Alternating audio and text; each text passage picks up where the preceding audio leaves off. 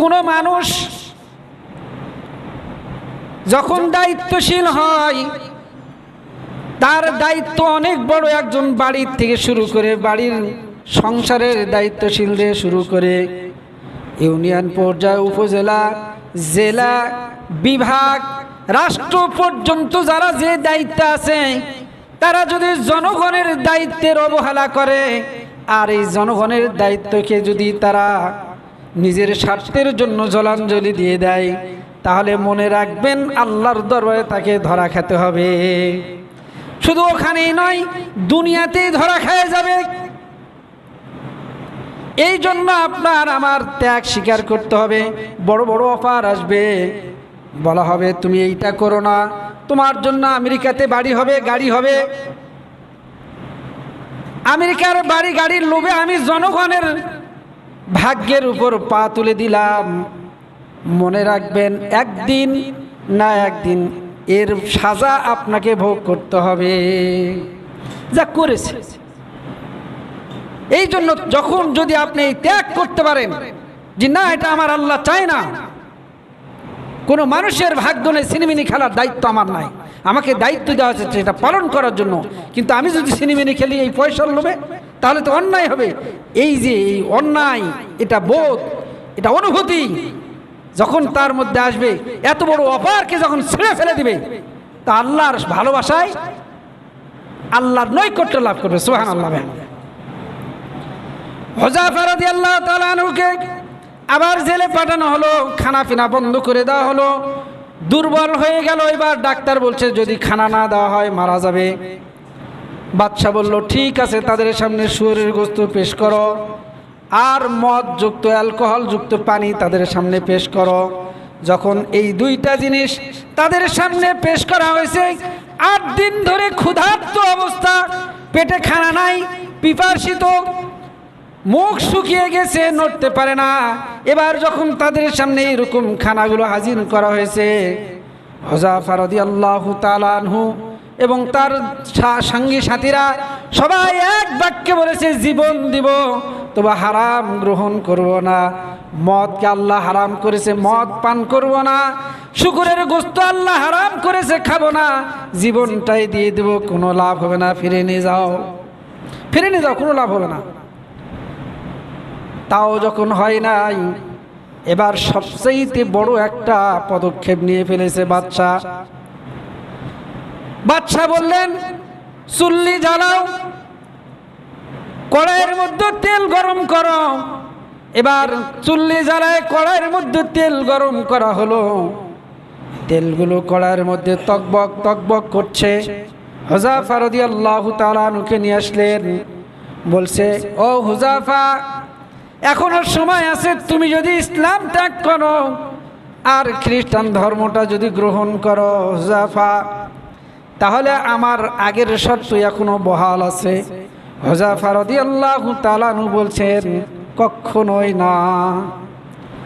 এবার বাদশা হুকুম দিলেন যাও হুযায়ফার একজন সাথীকে নিয়ে এসো। তার একটা সাথীকে নিয়ে আসা হলো, আর ওই চুল্লির মধ্যে কড়াইয়ের মধ্যে তেল গরম হচ্ছে, তেলগুলো তকবক তকবক করছে। এবার একজন সাহাবীর হাত পা বাঁধে হুযায়ফা রাদিয়াল্লাহু তাআলা আনহুর সামনে, সমস্ত সাহাবীদের সামনে ওই সাহাবীকে জ্বলন্ত তকবক তেলের মধ্যে ছাড়িয়ে দিল। ছাড়িয়ে দেওয়ার সঙ্গে সঙ্গে সমস্ত শরীরের গোশতগুলো একদিক হয়ে গেল, কঙ্কালটা দেখা যাইতেছে। এবার বাদশা আবার হুযায়ফা রাদিয়াল্লাহু তাআলা আনহুকে বলছে ও হুযায়ফা, এখনো সময় আছে, ইসলাম গ্রহণ করো, নইলে তোমাদের ওই একই অবস্থা হবে। হুযায়ফা রাদিয়াল্লাহু তাআলা আনহু এবার কাঁদতেছেন। তাকে যখন তেলের মধ্যে দিকে নিয়ে যাওয়া হয়, হুযায়ফা কান্দেন। বাদশা বলে দাঁড়াও, মনে হয় ভয় পেয়েছে। ডাক দে বলে কেন কাঁদো, এতক্ষণ কাঁদোনি, এখন প্রাণের ভয়ে কাঁদো। হুযায়ফা বলে বাদশা, তুমি জানো না আমি কেন কাঁদতেছি? আমার আল্লাহ তো আমি হুযায়ফাকে একটা মাত্র জীবন দান করেছে। আমার আল্লাহ যদি আমার শরীরের পশম পরিমাণ জীবন দান করত, আল্লাহর কসম প্রত্যেকটা জীবন আমি আমার আল্লাহর জন্য এভাবে দিয়ে দিতাম, দিয়ে আমি আমার আল্লাহকে খুশি করতাম। তো সাহাবারা তাদের জীবন দিয়ে দিয়েছে। হযরত ইব্রাহিম আলাইহিস সালাম তার সন্তানকে কুরবানি করতে গিয়েছে, হয়নি, কিন্তু সাহাবারা নিজেদের গলা কাটিয়ে দিয়েছে, বিবি বাচ্চাকে ছেড়ে চলে গেছে, ত্যাগ স্বীকার করছে। এই ত্যাগটার নাম হলো তাকওয়া। কার জন্য ত্যাগ স্বীকার করছে? আল্লাহর জন্য। আল্লাহর জন্য হিজরত করছেন, আল্লাহর জন্য ব্যবসার মায়া ছেড়েছে, আল্লাহর জন্য পিতামাতার থেকে ভাগ হয়ে গেছে, আল্লাহর জন্য ঘর বাড়ি ছেড়ে চলে গেছেন শুধুমাত্র আল্লাহকে পাওয়ার জন্য। এই জন্য আল্লাহ রাব্বুল আলামিন আপনাকে আমাকে সুবর্ণ সুযোগ দিয়েছে। যদি আমি সামর্থ্যবান হয়ে থাকি, অবশ্যই আমরা কুরবানি করব। তবে মনে রাখবেন, টাকা যেটাই হোক, টাকা 10,000 হোক, 5,000 হোক, একটা খাসি হোক, বকরি হোক, উট হোক, যেটাই হোক, যেই পশুটাই আমি কিনবো যেন আমার নিয়তটা সই হয়, একমাত্র আমার আল্লাহকে খুশি করার জন্য যেন হয়। যদি আমার আল্লাহকে খুশি করার জন্য হয়, দাম ম্যাটার না, কত বড় পশু এটা দেখার বিষয় নয়। দেখার বিষয় হলো আমার ইখলাস, দেখার বিষয় হলো আমার নিয়ত। আল্লাহ বলেন, লাইয়ানালাল্লাহা লুহুমুহা ওয়ালা দিমাউহা ওয়ালাকিন ইয়ানালুহুত তাকওয়া মিনকুম।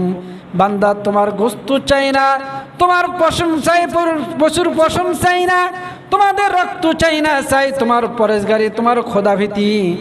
এরপরে আমার আল্লাহ বলেছেন, ও বান্দা বলো, কুল ইন্না সলাতি ওয়া নুসুকি ওয়া মাহইয়ায়া ওয়া মামাতি লিল্লাহি রাব্বিল আলামিন। আল্লাহ বলেন, বান্দা বলো, আমার নামাজ, আমার কুরবানি, আমার এই জীবন, আমার এই মরণ সবই কার জন্য? আওয়াজ দেবেন, কার জন্য? তাহলে আমার নামাজ আমার আল্লাহর জন্য, আমার কুরবানি আল্লাহর জন্য, আমার জীবন আল্লাহর জন্য, আমার মরণ আল্লাহর জন্য। সব হতে হবে ওই আল্লাহর জন্য। যদি হয় তাহলে সফল কাম, আর যদি না হয় তাহলে বুঝতেই পারতেছে। আর বলা লাগবে বিপরীত সংখ্যা, ভালো মন্দ, ভালো হবে অথবা কি হবে, মন্দ হবে। এই জন্য মেরে ভাই আর দোস্ত আর বুজুর্গ, আজকে আমরা বয়ান অনেক শুনবো, অনেক ওয়াজ শুনবো। এই জন্য আপনাকে আমাকে আমার কুরবানিটা আমি কেন দিচ্ছি তার হক আমাকে বুঝতে হবে, এই কুরবানির মর্ম আমাকে বুঝতে হবে। আমার আল্লাহ চাইছেন এই জন্য আমি করতেছি, আমার আল্লাহ খুশি হবেন এই জন্য করতেছি। গোস্ত তো সারা বছর কিনে খান, খাই না? এমন কোনো মানুষ আছে যে সারা বছর গোস্ত কেউ না? একটা গরিব মানুষ হলো বছরে একদিন হলো গোস্ত খায় কিনা? আর এমন পরিবার আছে তার বাসার গোস্ত থাকাই লাগবে, তো গোস্ত তো সারা জীবনই খান। তা আজকে জবাইটা যখন করবেন উদ্দেশ্যটা হতে হবে আল্লাহ, আল্লাহকে রাজি খুশি। কোনো মানুষ দেখো না এত বড় গরু কিনছে না, আমি একটা খাসি কিনছি বাস, কিন্তু উদ্দেশ্য আমার কার? আল্লাহ। আল্লাহ তাআলা যেন এভাবে আমাদেরকে কুরবানি করার